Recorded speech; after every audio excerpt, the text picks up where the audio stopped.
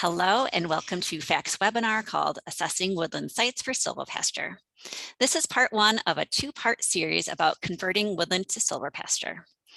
Our presenter today is Steve Gabriel from Wellspring Forest Farm. I am Larissa McKenna, FACT's Humane Farming Program Director, and I will be moderating this session. Thank you for joining us. So before we dive right in, let me take a minute or two for some quick introductions. Food Animal Concerns Trust or FACT. We are a national nonprofit organization and we are headquartered in Illinois. We work to ensure that all food producing animals are raised in a healthy and humane manner. We accomplish this by supporting humane farmers, promoting policies that make food from animals safe and healthy to eat, and then also by helping consumers make informed food choices. My excellent colleague Samantha and I run FACT's Humane Farming Program, which works with livestock and poultry farmers all across the country. We offer grants and scholarships, personalized materials, mentorship, and of course, webinars on a wide variety of fascinating topics. So please visit our website at foodanimalconcernstrust.org/farmer to learn more about all of these opportunities. So at this time, I am very pleased to introduce our esteemed presenter, Steve Gabriel. Steve is an agroforestry extension specialist with the Cornell Small Farms Program in New York. He's also written several books about silvopasture, and along with his family, Steve operates Wellspring Forest Farm and School in the Finger Lakes region of New York. So we're lucky to have Steve with us today. He's been with us before to share his experience and his expertise on this topic. So I think without further ado, Steve, I'm going to turn the floor over to you so that you may get started. Take it away. All right. Thank you very much. Thanks everybody for joining today. Let me just get my slides up here. Feel free to pose questions at any time. We'll try to keep an eye on things, but also have some time at the end to answer questions. So let me just try here. Okay. Let me know if we can see slides. Should be good.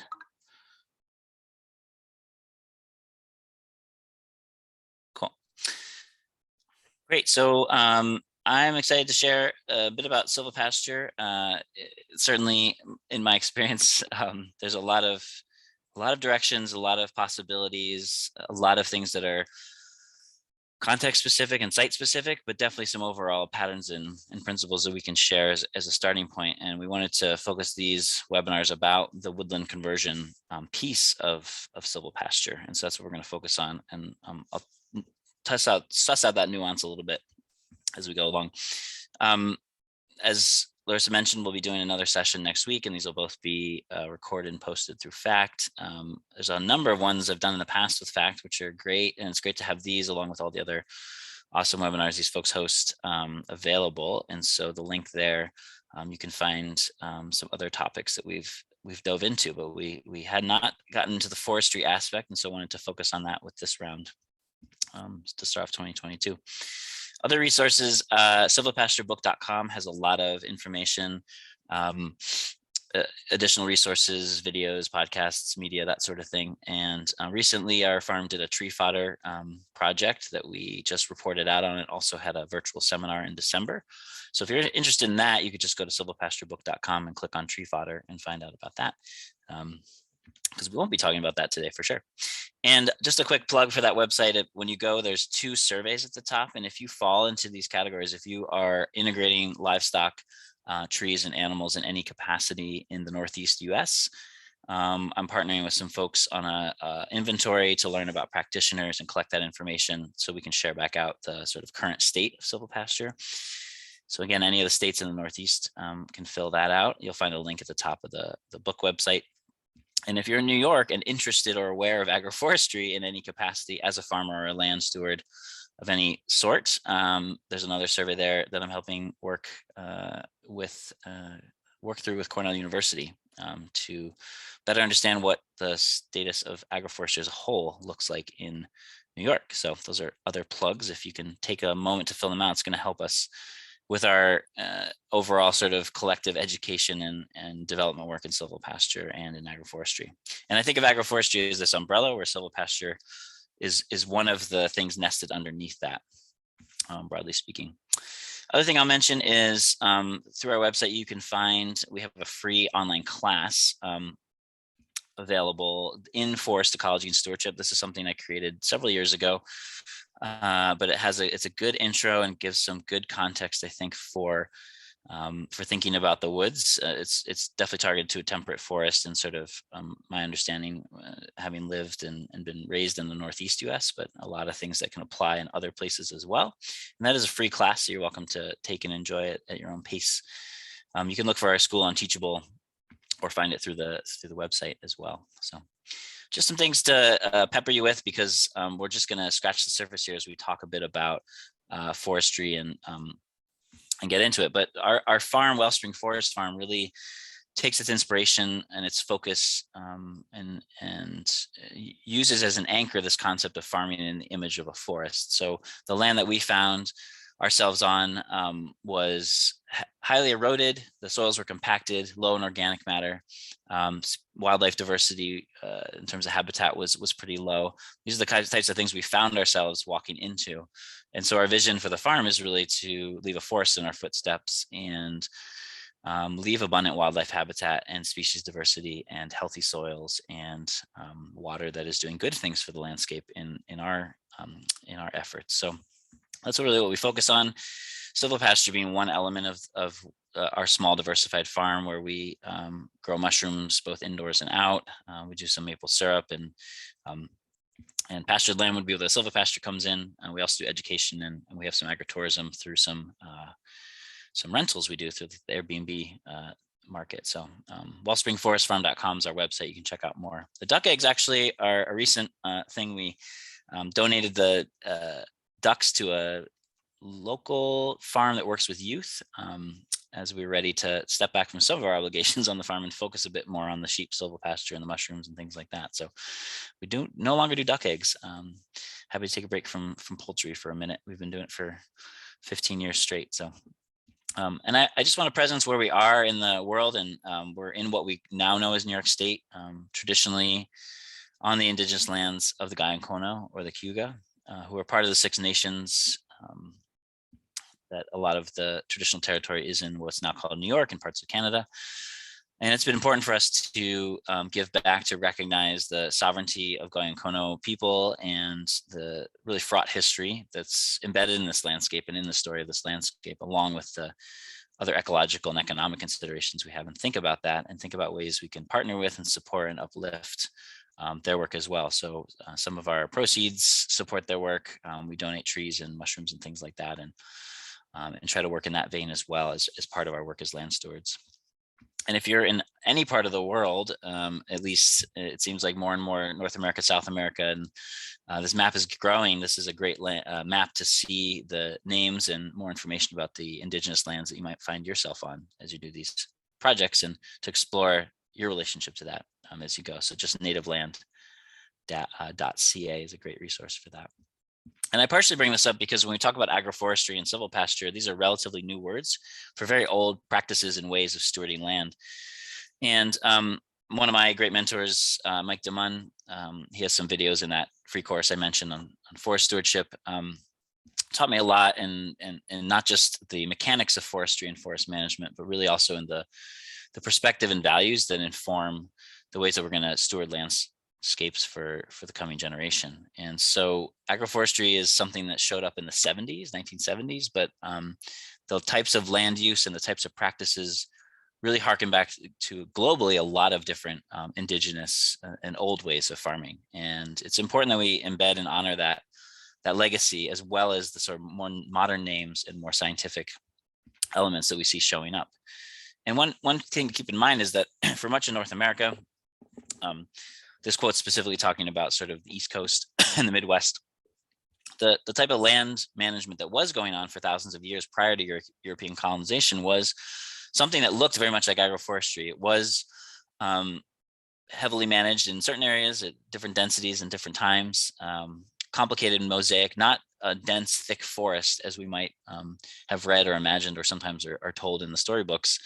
Really quite a mosaic of habitat, and very much resembling open spaces in some places, with trees on the overstory and forages in the understory. And maybe for some of the indigenous peoples, it was more to manage a system that supported something like habitat for game that they were hunting, less domestic animals, but something that is still an inspiration and is still a template for what we could think of when we start to imagine and envision silvopasture showing up more on the landscapes that we're taking care of. And a particular book I'd recommend to dig into that story is called Changes in the Land, that really talks about, again, not just the practices, but also the attitudes of different folks in this landscape and how that's really shaped the places we might find ourselves today. When we look at forests in particular, this is a document from a forester in the 20s showing the decline of what are, this photo is often, this diagram is often referenced as the percent of virgin forest or old growth forest left, but he actually titled it "Forest Never Been Harvested." So stewarded either by indigenous populations or otherwise, and not harvested as sort of original forest. And so we see a great decline in the presence of that. And what we're left with today is merely specks of what once was prevalent in landscape. And so the wholesale sort of clearing and removal of forests has been a legacy in this part of the world that really has far-reaching impacts. On one level, we can think of, for instance, the forests and the trees and the sort of genetic information that's been lost in this process. Think about a library of information where someone checks out all the best books and never returns them. That's the easy way to say what we've been doing collectively for a long time is harvesting all the best trees and not putting them back into the systems necessarily. And so what our forests are working with today is much different than what they might have seen several centuries ago. And yet we still see a lot of areas where forest cover is a dominant land pattern. This is mostly forests that are less than 100 years old. They're really in their young stages of their life. And we'll talk a bit more about how that relates to silvopasture. Really important to understand that most forests that we see are first generation forests that essentially came back to the landscape because farmers walked off the land and stopped farming them. So this was not a deliberate or intentional stewardship by people, but actually the absence of people that created the conditions for these forests to come back. And so if we find these on our farm, we can think about that and think about the sort of, that we're just at the beginning of a much longer cycle of forest growth and the long-term sort of potential. And silvopasture can show up in some of these woodland ecosystems in positive ways. And they can definitely show up in many woodland ecosystems in negative ways. And so we want to really sort out in this first webinar some of the indicators of which forests might be appropriate for silvopasture and which may not be. And in the next webinar, we'll talk more about sort of the nuts and bolts of if we decide a forest is a good fit, how we want to go about some of that transition.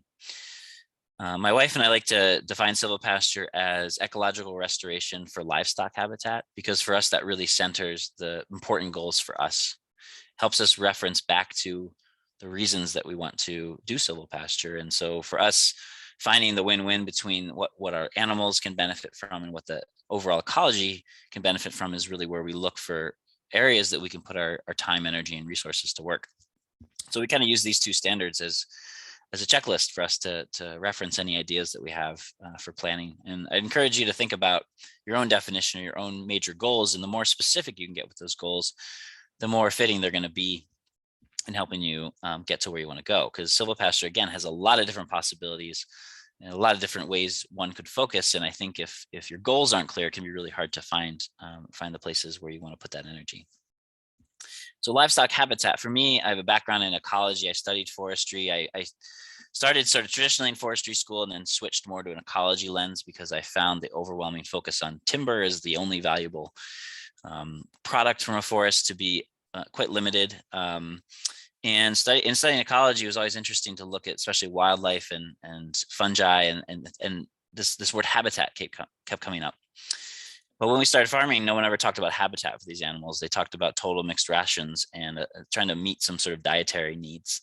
But these are animals that come from those places and have their own needs, not just for sort of fundamental nutritional baselines, but also for the ability to rear young and to explore their environment and to find and sample from a diverse array of foods in their environment and sort of balance their own needs in that way. And so for me, framing this in habitat has really helped as we think about in our landscape. How are we creating diverse habitats that, as our animals are rotated through our farm, every little paddock that we're moving through is a bit different.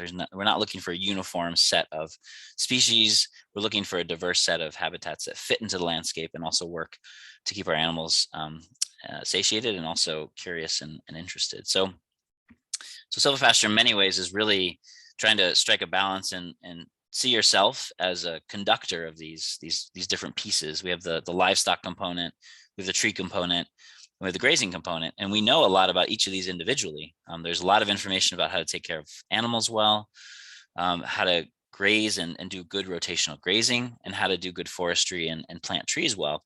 So it's really the intersection of all three of those that we could say is silvopasture, and we draw upon those and think about the relationship. And the reason I think of the farmer as the conductor is because it's about getting the right pieces in the right place at the right time. Just like a conductor, if they do that well, the music sounds nice. And it's the same way. If we can get everybody in the right place in the right time, it looks and sounds and it ends up being really nice for everybody. So thinking about that in that way can be helpful. And then when we look at silvopasture, we often divide the practices into two categories. One is where we might be looking to start with woody dominant vegetation, whether that's forested with trees or maybe just overgrown woody brush. We'll talk about both next session in particular. We might go through the process of thinning out, opening up that woody vegetation, getting enough light to come through into the understory, and then working to establish forage underneath. Versus something like trees and pasture, we're starting with open grassland type systems and adding trees into that. It's a very different angle and approach. And again, a lot of the past webinars I've done with FACT folks get into some of the nuances of establishing trees, but we're going to really focus on this woodland conversion piece as we go through. Another session I did with FACT is called Right Animal, Right Place, Right Time. We're not going to dig into all the details for each individual animal, but it's important to note, and I saw in some of the intake questions, people thinking about the nuances of particular animal types and when they might fit or not fit into the landscape.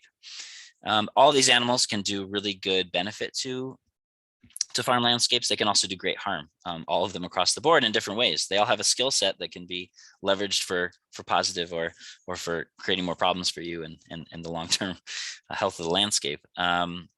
And it's not just the type of animal, it's also the breed. So the breed selection is just as important as the type of animal you ultimately try to use. And I've seen these all work well, and these also all be challenging in terms of fitting into a silvopasture system. So if you want to dig into more of the nuances between those, check out the past webinar. But it is an important element, and there's often a legacy of thinking about putting animals into the woods, and foresters in particular have a bit of an allergy sometimes to silvopasture because they're a bit afraid of that that possible issue that they could come across. So I want to differentiate between what people might come across as sort of woodland grazing, which sometimes referred to, or just simply points in time when farmers put animals into the woods without consideration for two main things. Is there enough forage in that forest to sustain the animals? Yes or no? And is the animal on a rotation sufficient to have them have access to an area, but then remove them and have a rest period sufficient so that the forest is not degraded and that can actually restore to potentially a better ecological scenario?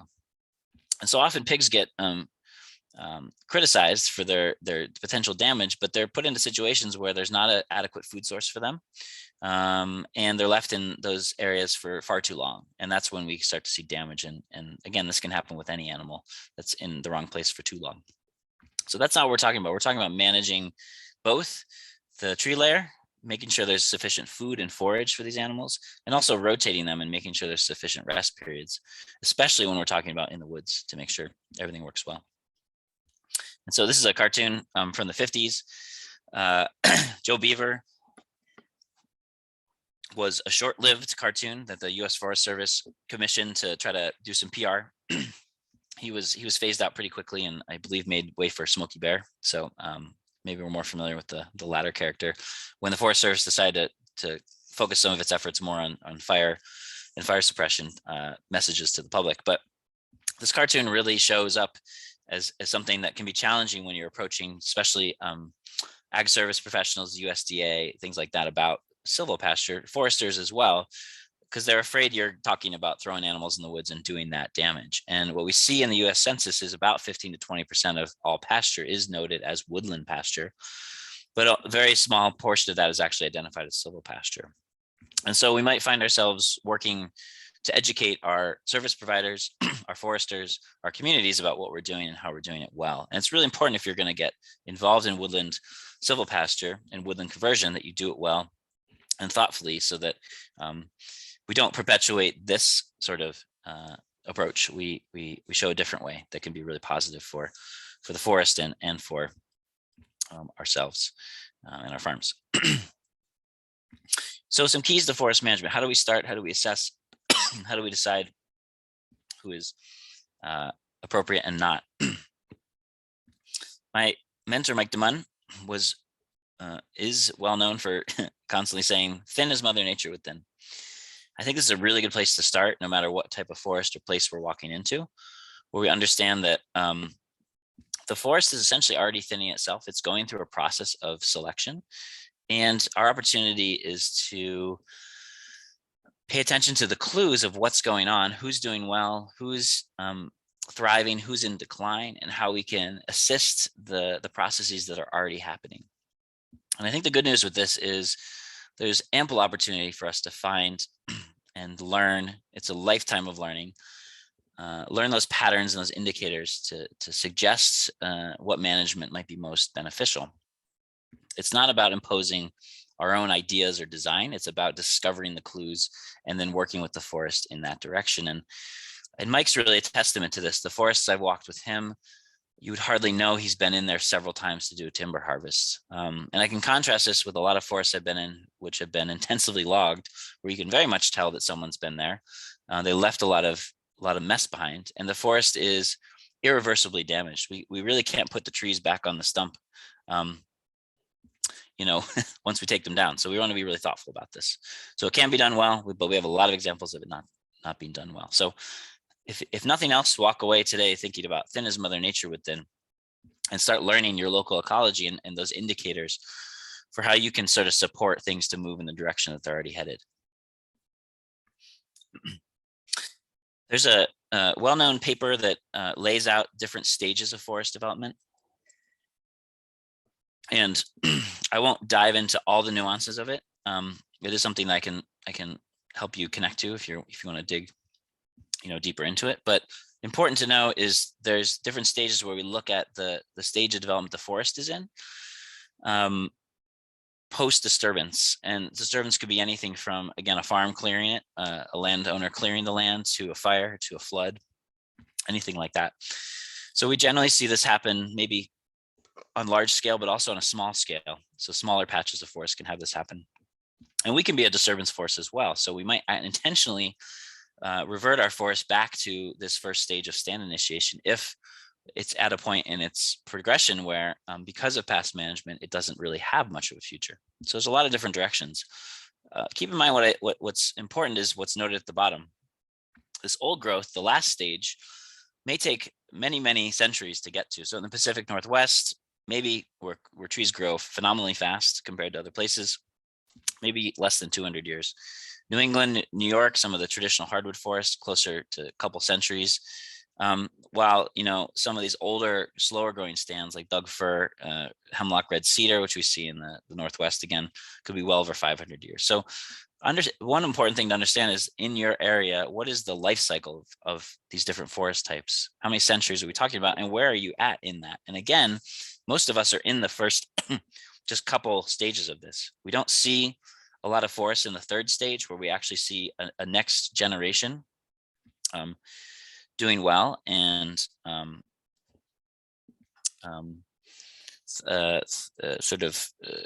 spawning new seedlings that are growing and thriving.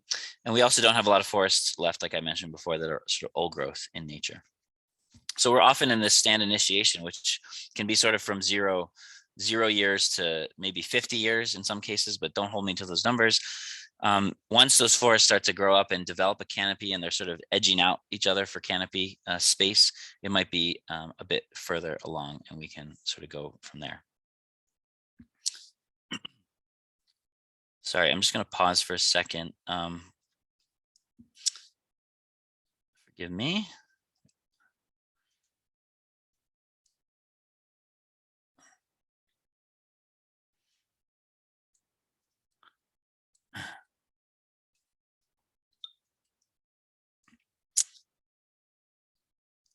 Sorry, we're all good. Just want to make sure I don't run out of power here. I'm noticing I'm a little lower than I thought I was. See if I can get some help on that front.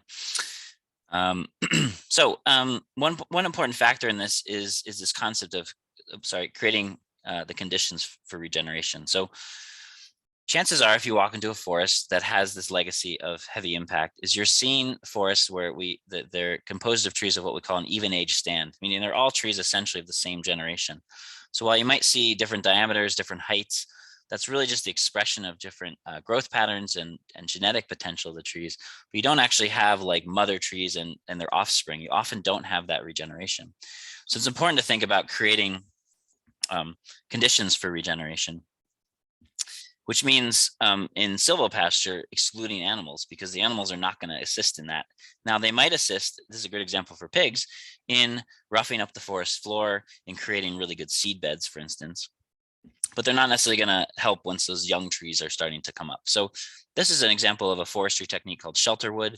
This is at a local wildlife preserve just up the road from our farm, where they've thinned out the forest pretty dramatically in order to favor certain seed trees and give them the conditions to regenerate.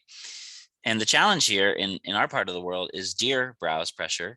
So some of the species here, like the oaks, those seedlings are going to have a harder time getting established because of deer pressure. Other species in here, like the pine, there's birch in here, and maple, have a little bit less of a challenge from the deer perspective, but have other challenges as they regenerate. So forestry traditionally is focused on not planting trees as a matter of getting the next generation going, but actually doing regeneration. And if your forest is at the stage of growth where it needs to have this happen, it's not a good candidate for silvopasture. The focus needs to be on regenerating that next species, and that could be, again, 100 years, could be more, could be less. But important thing to keep in mind. So if we go back to this, if we're kind of at the edge of 2 here, stem exclusion, and 3, understory reinitiation, we might not want to edge on silvopasture. And in general, what we think is that silvopasture is best suited for these earlier stages, especially forests where we have overgrown, sort of brushy type ecosystems, or that we have low quality trees growing because of past management. Those are probably the best places to start. And if we are seeing a forest that needs to regenerate or is in those older stages, that's probably best left as a forest and not have animal activity, at least until we learn a lot more about how to do it better. So it's important to keep that in mind. The reality with regeneration is it's an event in the life of a forest, and a lot of our forests aren't ready for that event. And so that may or may not apply to your situation, but it's something to consider, to ask professionals you might be working with about where you're at in that process. So we really recommend you start with the most marginal, overgrown, neglected, the woods that you're not paying attention to first. That's really the best place to start with.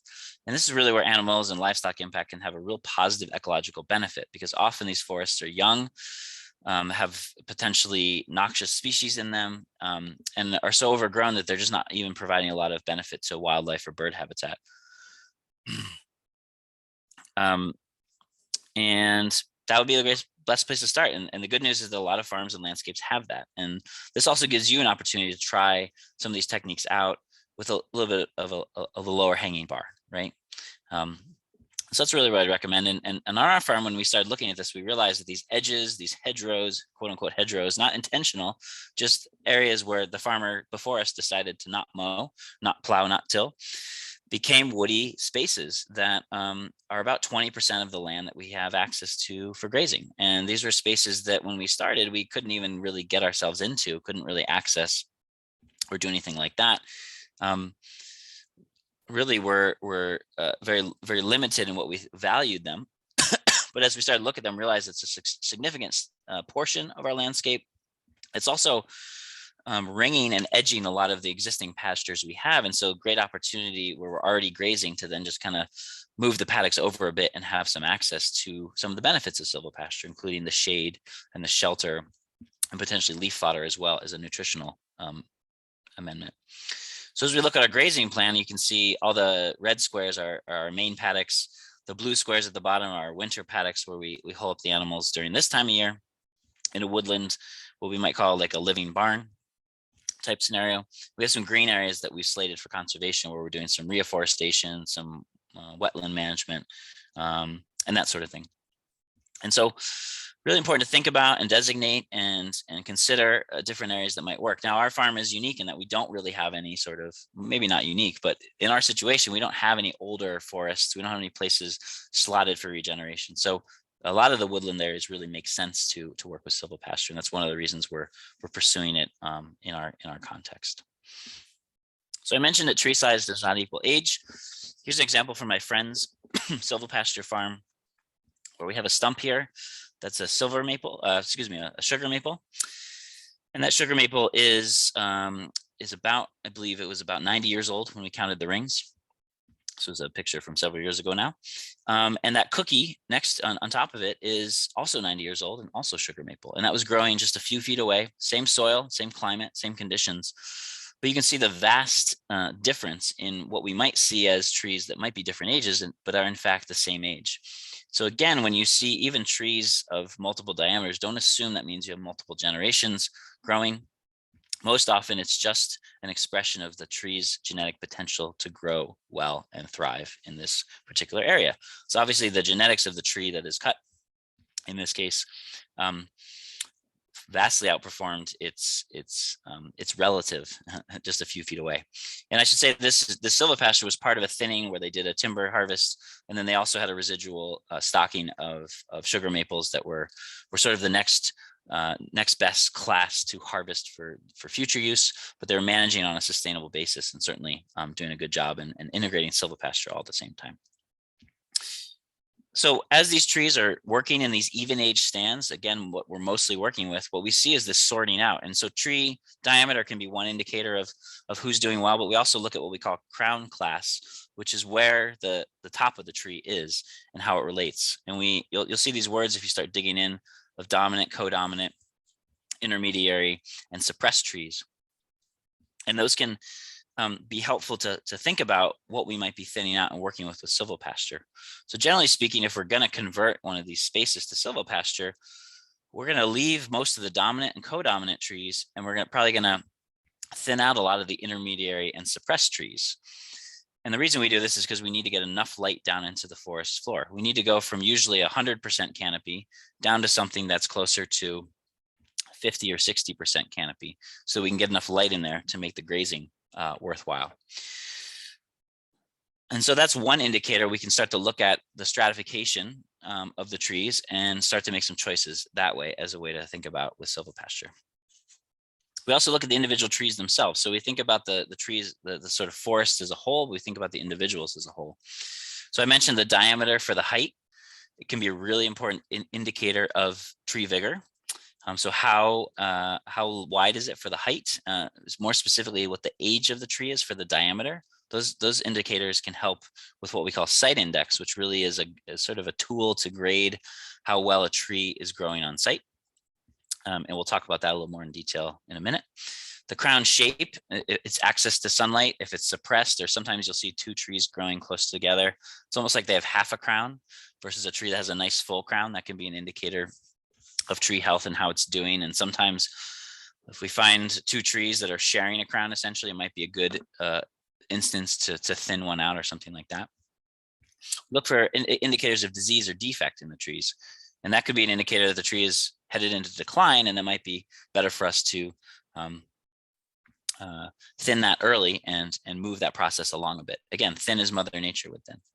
And the overall structure of the tree. So if the tree is leaning half over because it had to grow into a gap or something like that, and is sort of creating that sort of scenario, it might be a really good time to remove that, because it's not going to be there probably for 200 years. It might last another few decades, but is not part of the long-term forest. And that's what we're always looking for, is what trees are going to be there for that long-term forest health in order to have a good success. So on an acre of forest, if you can imagine starting from scratch, if we started with a blank piece of paper, the way the forest grows itself is it plants, it starts with a seed bank of 100,000 seeds. Those seeds could come from the existing soil bank. They could come from birds flying overhead or nesting or living. They could come from rodents bringing the seeds in. They could come from the seed bank that's existing in the living soil. It's any number of combination of those things, depends on the type of tree, depends on the scenario, your soils, your climate, who's nearby. If you're surrounded by other older trees, those seeds are more available than if you're not. But forests start with that potential seed bank of 100,000 trees. From those 100,000 trees, maybe 10,000 of them will germinate into little sprouts. Maybe 1,000 of those will turn into seedlings, like 6 feet tall or higher. And only 100 to 200 of those will actually become the final canopy of the forest eventually, again, over several centuries. So it's this incredible process where just 0.01% of the original seed bank is actually what might turn into a finished canopy tree. And from this picture, we see and hear sugar maple and red maple seedlings. We see hickory, we see red oak, white pine, all sorts of different species. And we don't really know at this point who's going to make it long term and who's not, and all the different factors that could lead into that. What we can do is nurture and encourage as much of this diversity and then allow it to play out. And this doesn't always have to happen on a forest level. It can also happen within a forest. So research has shown time and time again, especially where deer are a heavy factor, just fencing out areas of the woods is one of the best ways to promote this kind of seedling growth.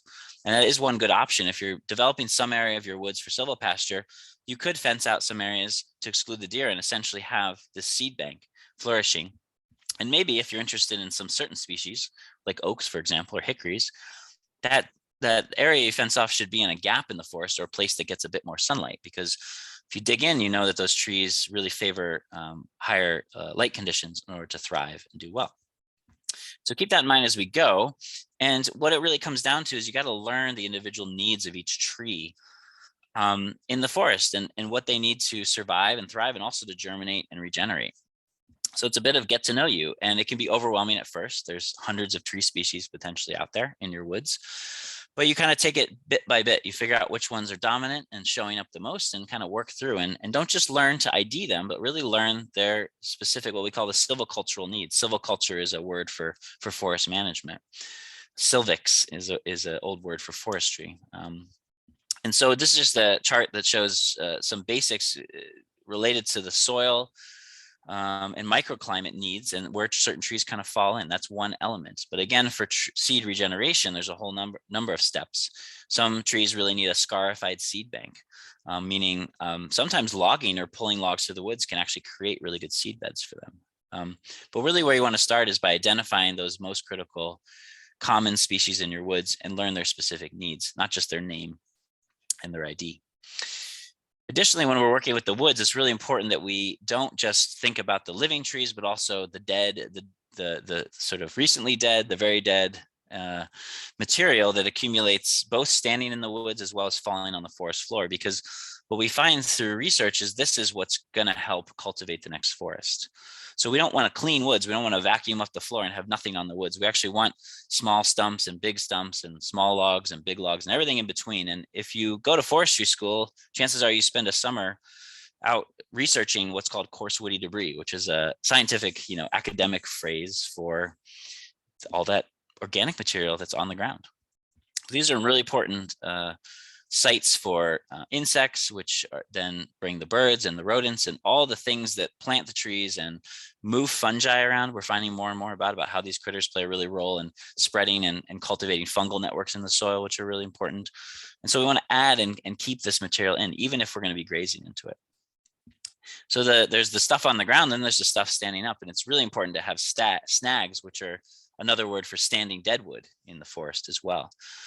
General recommendations are you should have 5 to 10 snags per acre. And so often I find new forest owners go in and they might cut the dying trees that are standing as one of their first actions because they don't see that there's any value. And they say, I might as well get that now and I can burn it in the wood stove. But they arguably have tremendous value and even more value as a standing dead tree versus something that's alive, because it shelters and hosts so many different species that are really important to long-term forest health. And generally speaking, the larger diameter of the tree and the softer the wood, the better it is as a snag, because woodpeckers can find their way and burrow in, and then some of the rodent critters can make homes out of theirs, and the bigger trees can even become dens for owls and things like that. So we call these snags sometimes, and also den trees if they're large enough that they can create those kind of cavities for animals. And having big, large, old, dead den trees is an important indicator of older forests and of long-term forest health. So if you don't see indicators of lots of woody debris, of these standing dead snags, these are things we might want to create or enhance as part of our forestry activities. Because ultimately, if we want to have long-term forest health with good fungal networks, if we want to regenerate and plant seeds for the next generation, we're going to need these elements just as much as the trees, and they're often overlooked when we think about forest management. So when it comes to planning, what we try to focus on is planning on a couple different levels, okay? So there's a forest level, which may or may not actually include your site. It might actually include a much bigger area. It might be the larger watershed or wildlife shed of your area. So for instance, I used to work at a nature center about 15 years ago, and we did a wildlife assessment. We had 160 acres of woods we were managing. We thought we were doing pretty good for wildlife. And the assessment came back and they said, you are doing a decent job for wildlife. However, you're missing the opportunity to really deal with top level predators and some of the larger elements of wildlife, because you're not thinking on the 600 or 800 acre scale. You probably need to have a conversation with your neighbors if you really want to be serious about wildlife in the long term. I thought that was pretty interesting. So the forest level decisions may or may not be within your ability to control, but it might require some community level discussion. So within those forests, we have stands, and your landscape might have just a few stands, or it might have a ton of different stands. And what we look for are common characteristics that make us want to define a certain area for management and differentiate it from other areas in our landscape. So usually based on the dominant species, soil type, topography, presence of water, these types of things can really help us delineate different stands. And then within those stands, we make individual tree decisions, as I've already talked about, based on what goals we have long-term, where we see the forest heading long-term, and who's doing well on the site. So important in all this is to develop a stand and to thin trees is we need to think about what's good for the forest and what are our goals as landowners or managers or stewards. And so there's a lot of different reasons we come to forest management.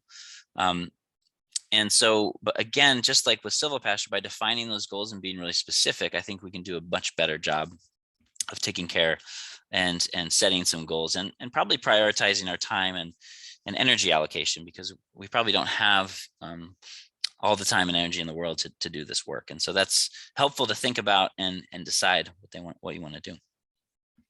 So here's an example on our farm. This is actually an older map where we don't have some of the lands that we currently have access to, but just to show you what a stand map looks like, it's really just drawing some boxes or bubbles or shapes, and they don't have to be perfect squares or rectangles or anything like that. They can be funky. We define some of these hedgerows as different stands that we wanted to manage in a similar way. And if you ever work with a forester, they'll help you create a management plan, which will define stands in your woods and give you some basic recommendations for how to manage them long term. And that can be a really good first step. In many municipalities and counties and districts, it kind of depends on where you are and how they organize that, will offer the service for free, where you can have some support coming out to help you develop that stand map and that initial management plan. And then, so again, this is the first step in saying some of these areas might be good for silvopasture, some maybe less so, but it helps to think about these as units that we're going to manage a bit differently. So for instance, on this map, the A area is a pretty healthy sugar maple forest. And we're going to manage that very differently, because we're not only thinking about the ecology of the sugar maple tree, but also the fact that we're going to tap maple syrup from it. We're going to manage that differently than D, the green box right next door, which is essentially a mixed species riparian zone, has a wetland and a creek that runs pretty often seasonally, and is a bit more dominant with sun-loving species like the hickories and the oaks and the pines and things like that. So how do we manage that a bit differently? And then of course, there's the edge between the two, which we might think about as a transition zone. So this is one of the best first things to do if you don't have is seek out support and develop yourself a stand map where you can start to think about these different management units and how you might go about working with them and where the priorities are. So again, H is a good example. This is an area that's an overgrown thick hedgerow that's also adjacent to a lot of the pastures that we already graze. And so it became one of the first natural places for us to do some silvopasture development on the site. So one question you can think about beyond the stand, or I guess I should say once you develop that stand map, is how suitable is this stand for growing the trees that are here? How well are they doing here? And the way you can figure that out is you need two pieces of information. You need the height of the tree, or the height of the canopy, the average height, and you need the age of the tree. And of course, you can choose you can do the height of the tree through a number of different ways. And actually, there's phone apps now that you can just basically point up at the sky, and pretty much it gives you enough of an estimate. You can also do, this is a method that's outlined in the book, where you pace your tree. If your ground is relatively flat, you can, thank you, pace it out and use a pretty simple stick and estimate the height of the tree. So a very simple thing to do. It's good to get a sense of your overall canopy height. Hold on a second, I'm just going to plug in here.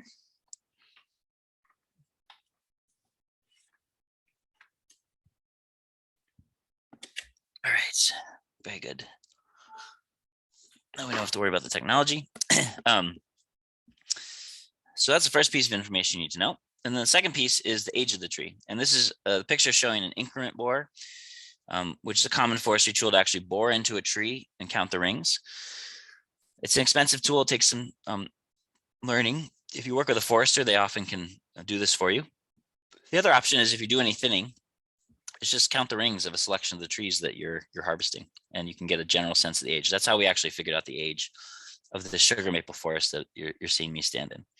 So with those two bits of information, you can look at what's called the site index, which is essentially a catalog of all the species and a subset of many, many different sites where data was collected on the growth of these trees and what the expected height for the tree should be given the age of the tree. And so I mentioned this before, and maybe you're familiar with this if you have children, because you go to the pediatric and they show you the chart where they say where your child's on this percentile, and this is where they kind of rank based on the data we have for all the other kids, right? It's the same thing. We're just basing it on where sugar maples grow in their range. Here's where yours fall in. And when we did this for our sugar maple forest, we found it up in the 70, sort of 80 score for the site index. And so that's a really good site for growing sugar maple. And the reason that's important is because if I was questioning if it was a good site for silvopasture or not, one indicator could be the stage of forest growth, as we talked about, but another indicator could be how good is this site for growing the trees that are here. And if it's a site that's poor for them, then there's that's an indicator to me that it might be more suitable for silvopasture, because you're not degrading the potential timber or wildlife or long-term forest quality of that site. So for instance, on other parts of our farm, we find eastern white pine prevalent. When we do the site index there, we find it's not a great site. It's in the lower ratings for the site index. And so it doesn't mean we're going to remove all the white pines. We value them. They're certainly doing fine. We have plenty of white pines with large trunks and decent crowns and things like that, but it's not going to be a phenomenal site for growing white pine. So that tells us could be a good site to integrate silvopasture into. Also, when it comes time for regeneration, we might want to see what other species are possibly there and if they're doing well on the site, as a way to think about steering the long-term potential of the forest, right? So that's really, one indicator, one tool you could use. But I want to bring us back to just remember that the most important thing is thinning as Mother Nature within, is to look at what's going on out there and start to learn some of the patterns and some of the indicators that might help you understand where the forest is at in its development, what stage of growth it might be in, when regeneration might be appropriate in the life stage of that forest, and what dominant trees are there and how well they're doing on the site, right? So these questions are really the start of it, and there's no easy answers because it's so site specific and so context specific. So how do you get help? You're probably not going to go to forestry school. but you can lean on forestry professionals, both publicly appointed ones as well as folks who work in the private sector. What's key to understand is that different foresters have different focuses, and a lot of the forestry industry can be focused on timber harvest, but there's also a lot of folks who balance potential timber harvest or other objectives with ecological health. So you want to do your interview process. You want to find someone that you feel comfortable working with, that speaks the language that appeals to you, whose goals that they want to help you achieve align with your goals. All right. So if they're not talking about ecological health and the ways that a timber harvest can potentially also benefit X, Y, and Z, may not be the best fit. If they're just talking about how much money you can potentially make, may not be the best fit, right? Especially if we're looking at silvopasture, thinking about that, thinking about bringing livestock into these systems. We want to find someone who's open and curious and interested in working with you to figure that out. And you want to emphasize to them that you're not interested in putting animals where they're not going to do benefit to that ecosystem. So again, if it's an older forest or a healthier forest, probably not the best scenario, but livestock can really be an important and powerful force when we look at restoring some of these lower quality or these overgrown kind of scrubby landscapes and that sort of thing. Okay. So asking some of these questions, considering if silvopasture fits in, it needs to really be restorative. If it's potentially harmful, it's not necessarily the place to put animals and all the time and energy to get them established there. Because as we'll talk about next week, there is time and energy that goes into transitioning these spaces. So last technique I want to leave you with, and a really good way to also think about, is when you look at a forest, there's hundreds of trees in there, and it can be really, I think, challenging to wrap your head around like where to start and who to start to notice in different ways. And I think the technique of crop tree management is something that a lot of farmers and land stewards have found as a really useful way to frame what they're after.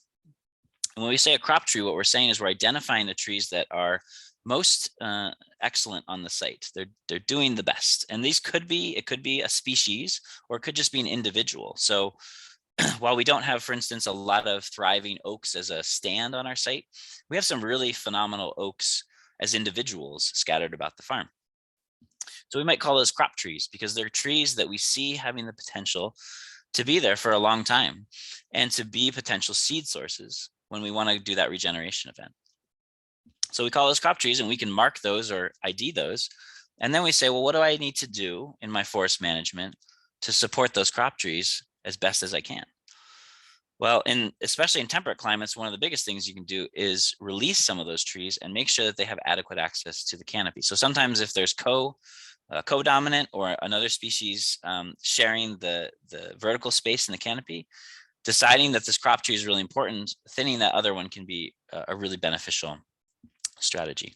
So one strategy is to pick the trees you want to keep and then see who you might thin around, versus some other strategies like timber stand improvement might focus more on just removing all the diseased or defective trees and focusing on what to take. But we're focusing on what to keep here. And so for instance, if I identified this tree in the middle as my crop tree, I could start to look based on the direction of what trees might be beneficial. And what we don't recommend is that you thin all these at once. That's not the goal, because we don't want to open up the forest too much too fast. But we want to focus on where we might get the most sort of bang for our buck, so to speak. So if I have my north arrow pointing up, if it's a sun-loving species, my best bet is actually to thin something on the south side for starters. So I might pick one or two of these stems that is challenging the crown of this crop tree on the south side. And research has shown that you get a lot more benefit when you cut the trees on that sun side, especially when light is limited in the cooler sort of temperate climate zones. Okay. So I recommend that you explore some of these topics. So there's a lot of resources online about crop tree management that you can dig into, and it can be one good way to orient yourself to how you might go about managing. And I find this really important in silvopasture because even a thick, scrubby, brushy area, we'll talk next week about using some forestry mulchers and some tools to start clearing it out. When you're using that machinery or you have a contractor doing it, they're not necessarily aware of the trees that are important to keep. So by doing crop tree management, you can identify those keepers and flag them with tape or something and make sure that they're not going to get damaged during the transition process. So with that, that is the brief 1 hour dive into sort of the considerations for forests and woodlands before we even get to the sort of, okay, this is a good forest, let's thin it out, let's establish a silvopasture. And that's what we're gonna tackle next week.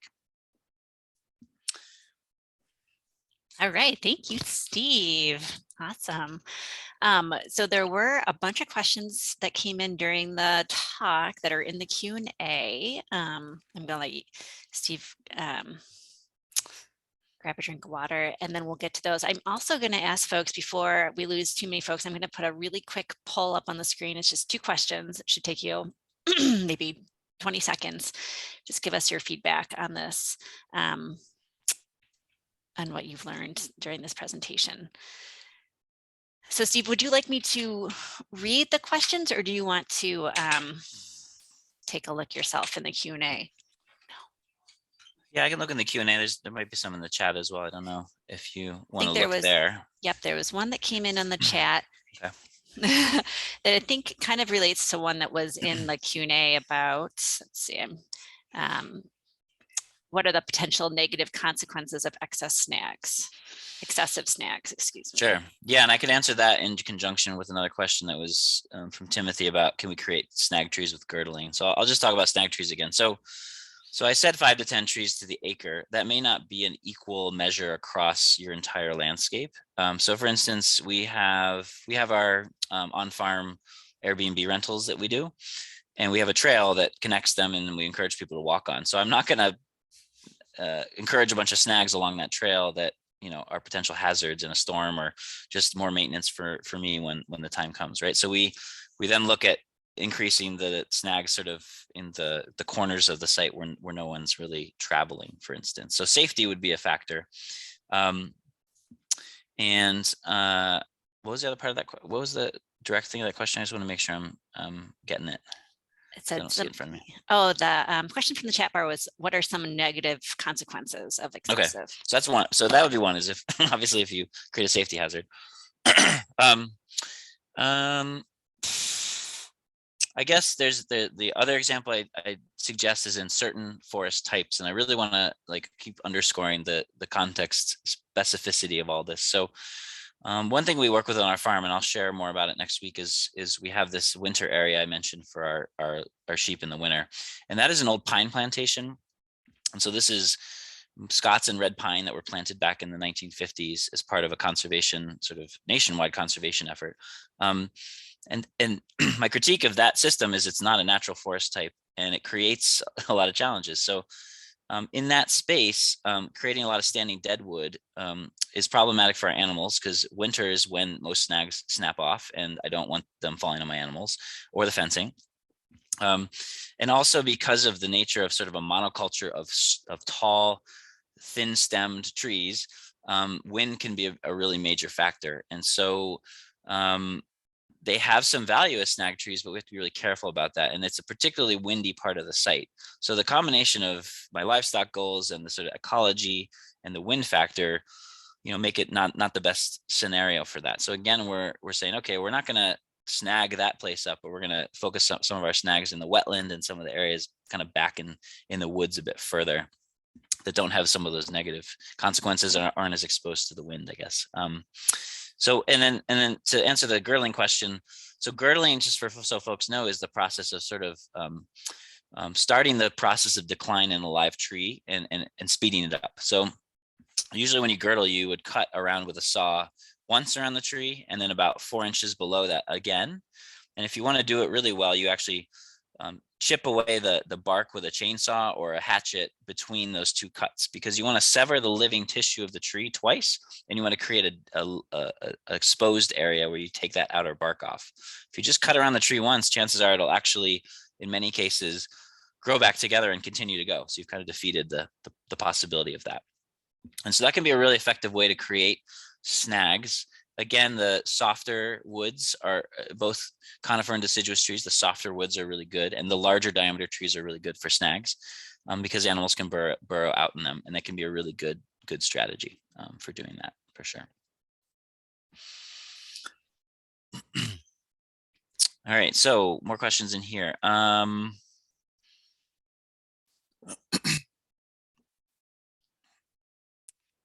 Let's see. sorry, I have to read the question first. So um, farming a property with planted plantation poplars planted in rows running north to south. If I want to leave some rows, what would be the best direction to leave the rows running north to south or east to west? So tree orientation can be a really important factor especially if you're thinking about fruit or nut trees and you want to make sure you're making taking advantage of sunlight, then sun exposure. For a deciduous tree like a poplar, it doesn't really matter so much. So the factor I would consider is more about potential wind or microclimate effects of thinning and creating, especially like our farm is so windy that wind tunnels can be a real factor. So we would want to thin against for us, the northwest and the southwest winds, which are the predominant and stormy winds that we get in that area. So I'd encourage you to think about the factors that sunlight wouldn't be a factor as much for poplar. Probably more wind or shelter of some sort would be important to think about. Okay. Question about a national forest in northeastern Washington with historic grazing allotments that exist. Any recommendations for large-scale silvopasture implementation in conjunction with the Forest Service?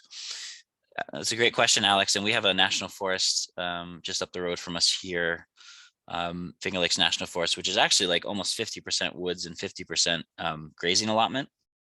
So very similar.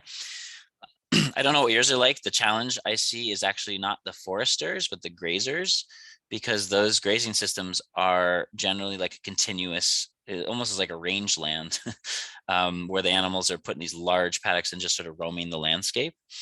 And that can be really challenging for tree establishment.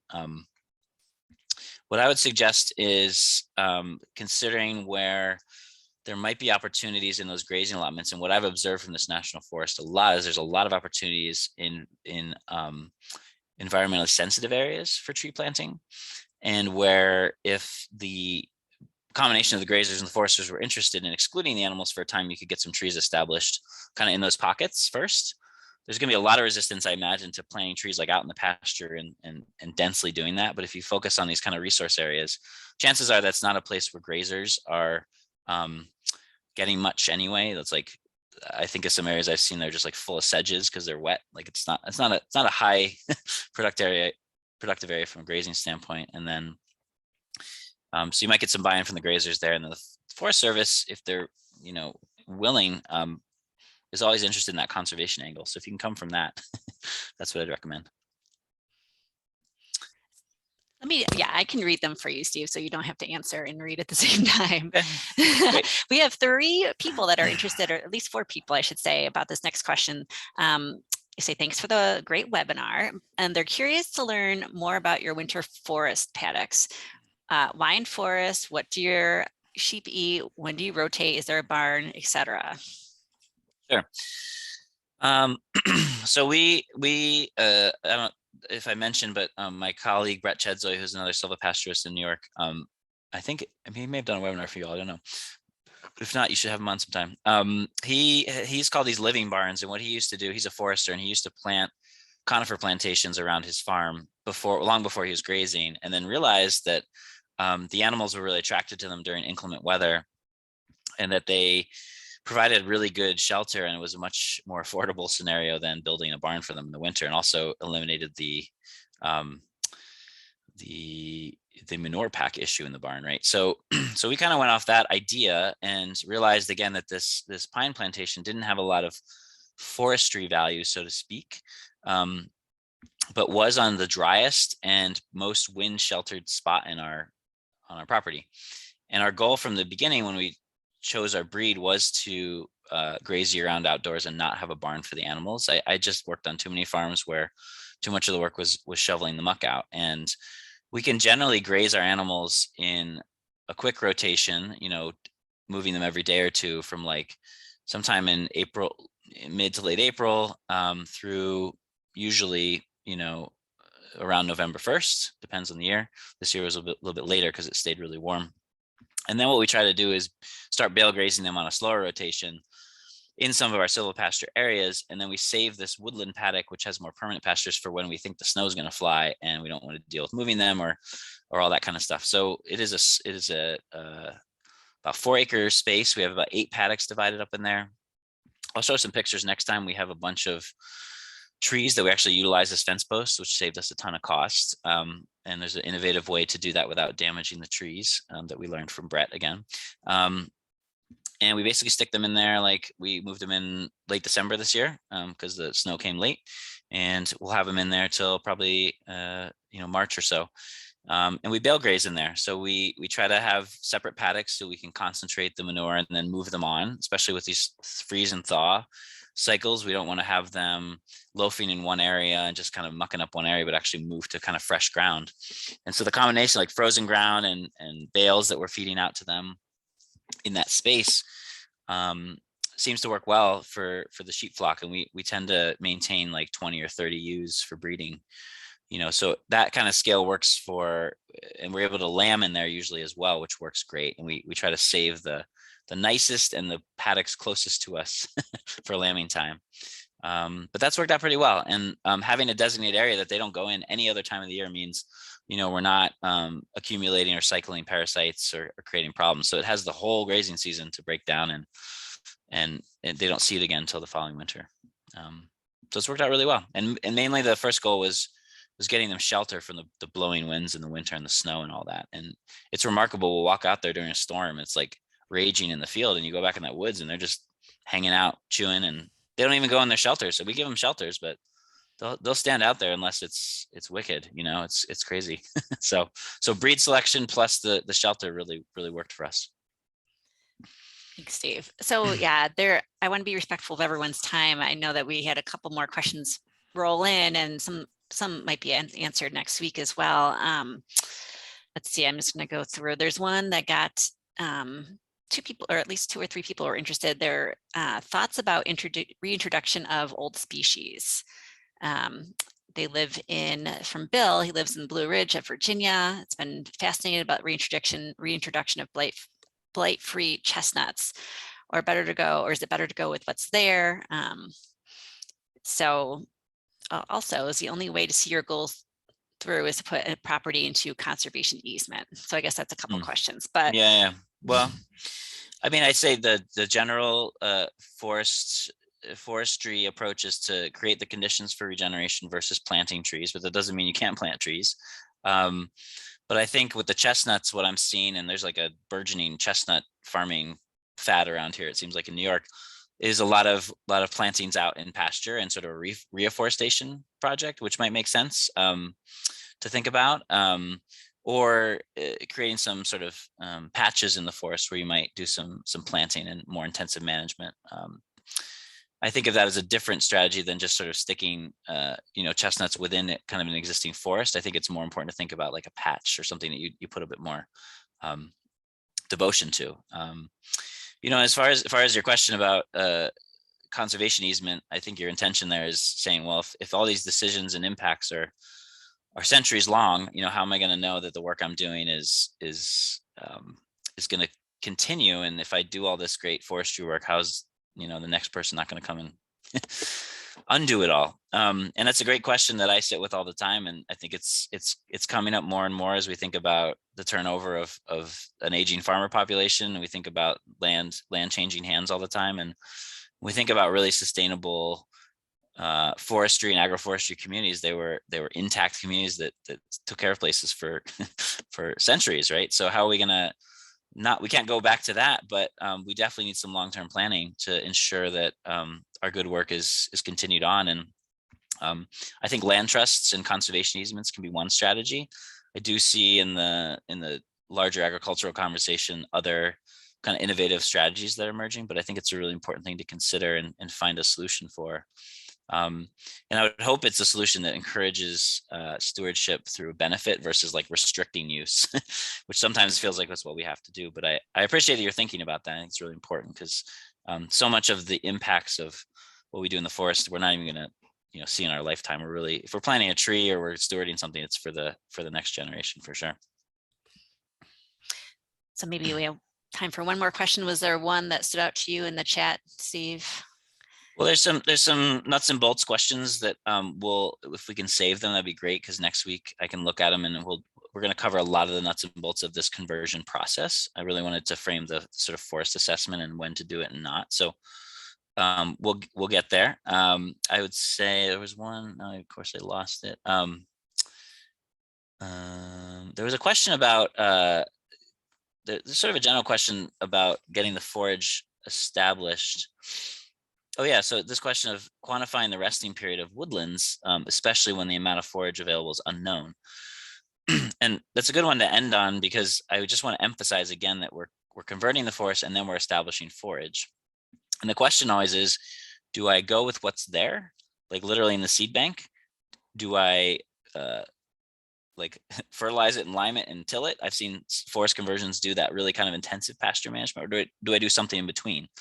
And what we've tended to do on our farm, and I'll share examples next week, is go in between, is kind of work with what shows up, but also do bale grazing, which I'll talk about, and frost seeding, sort of looking for advantageous times to actually have the animals trample and beat up the soil to create a seed bed. And then we come back in with the seed and hope to get some forage established. And we have mixed success. It's not that every place it works perfectly. Well, we're certainly seeing enough success to be convinced it's the right way forward, and it fits within our sort of ability and time and energy. So it's an important thing to think about, and why I want to end on that is because it's not silvopasture until you have the forage in there, right? So areas that we have not successfully transitioned yet are not areas that we're grazing yet. They're still in transition, and I would encourage folks to think about that. Transition is a good word for it, because it might be a year, it might be 5 years, it can take some time. And we'll talk next week. It kind of depends a bit on the intensity of what you want to put into it, but also how the land responds, and you have to be flexible with that. So our silvopasture paddocks, the woodland ones, are really not part of our overall grazing plan. We decide the number of animals we're grazing based on the pasture that we have available, and the forest is sort of the bonus at this point, when we can hopefully rely on it more and more as the years come. But we're 5 years into really doing this, and we're seeing that increase slowly ticking up, but it's certainly not to the point where they're like as clearly a forage base as some of our best pastures are. So it's a transition. Awesome. Well, thank you, Steve. Let me just do a little bit of some housekeeping before we wrap up. So folks that are still on, just so you know, I will be sending out a copy of the recording, or a link to the recording, I should say, and a copy of the slides. Probably first thing in the morning by the time everything gets processed. Steve will be back with us next week, same time, same place, for part 2 in the series. So hopefully you'll be able to make it. Most likely you probably registered for part 2 when you registered for part 1, but if not, you can register for that separately. We also do have some other really good sessions coming up this winter and into the spring. So I'll send out links as well to those in my follow-up email. So I'm afraid that is all the time we have with today for this topic, but I like to give a sincere thank you to you, Steve, for being with us. It's always an honor and a pleasure to have you, and I do look forward to being back next week. And to my thank you, a shout out to my colleague Samantha for being with us and helping us behind the scenes. And then thank you to everyone else that has been enjoying this session out in the audience. We appreciate your interest and your attention, and learning about all these important topics. So hope that you had a really good experience today, and that you'll join us for a future session. So have a great rest of your day, everyone. Thanks a lot. Bye for now.